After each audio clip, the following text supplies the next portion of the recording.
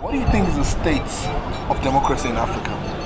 Right now, the state of democracy in Africa is that Africa is in construction. You know, when you talk about democracy, it is ruling by the majority.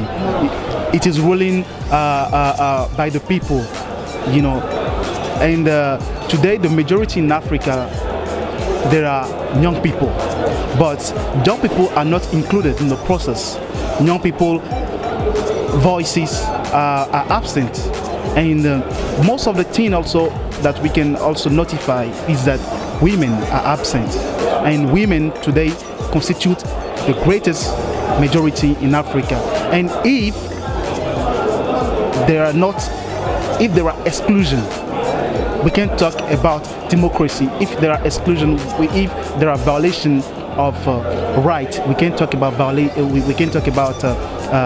democracy.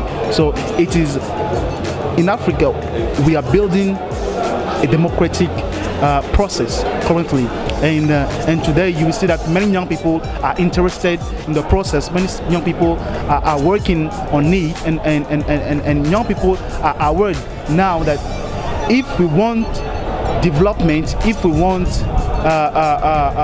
to have the future that we want, we need to handle this by ourselves. I think using the recent elections in Kenya, I would say we've gone really far. Seeing that election being annulled for me was a really good thing.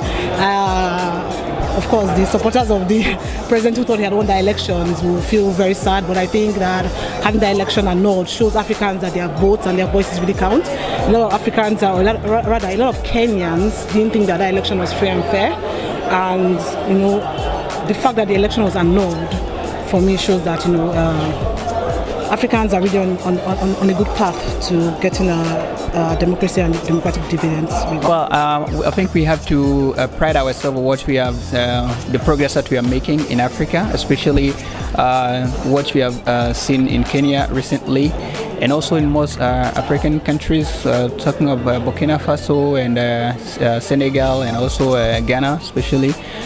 So speaking broadly, we can just conclude that at least we are making progress.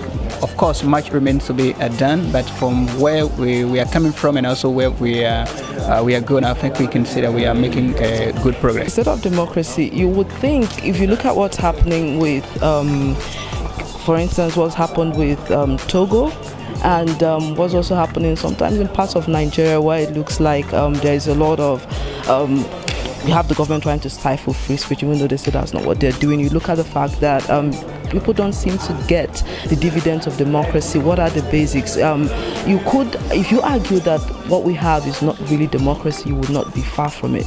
Because in its simplest and truest sense, democracy is supposed to be government of the people, for the people, and by the people. And any democratic engagement, anything that we call democracy that does not deliver on this is not really democracy. So the state of democracy in Nigeria, in Africa, we're making some progress, but we're not there yet. Democracy would imply freedom of expression, would imply the rule of law, would imply separation of powers. But what we see across Africa is, I would say, a slow evolution towards the ideal, state of democracy. I would say no country in the world has even arrived on when it comes to democracy, because it's a destination that everyone keeps striving to achieve. In my own way of thinking, with my honest opinion, Africans don't value democracy.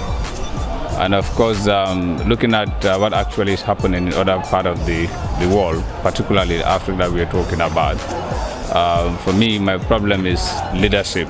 Africa's leadership is our problem. Those that are called to the position of leadership don't want to encourage all the young people to take center stage in development agenda. They don't equally want young people to participate in politics.